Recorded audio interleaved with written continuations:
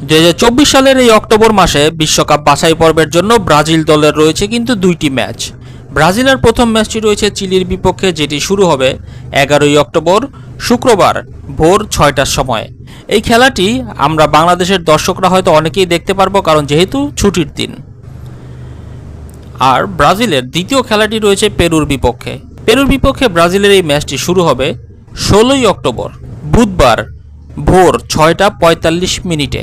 ব্রাজিলের খেলা দুটোই পড়েছে সকালের দিকে, চাইলে অনেকেই খেলা দুটোই দেখতে পারবেন। চিলি এবং পেরুর বিপক্ষে ম্যাচে নেইমারের ফেরার সম্ভাবনা রয়েছে 90%-এর মতো। বাকি 10% যদি আবারও ইনজুরিতে পড়ে যান তাহলে তিনি খেলতে পারবেন না।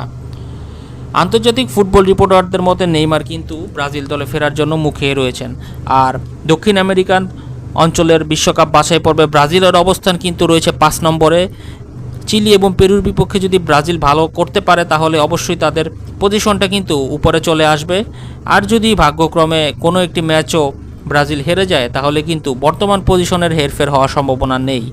তাই ব্রাজিলের উচিত, যদি দ্বিতীয় স্থানে থেকে বিশ্বকাপ বাছাই পর্ব শেষ করতে চায়, তাহলে এই দুইটি ম্যাচে বিশেষ গুরুত্ব দেওয়া। আজকের ভিডিও পর্যন্তই। আল্লাহ হাফেজ।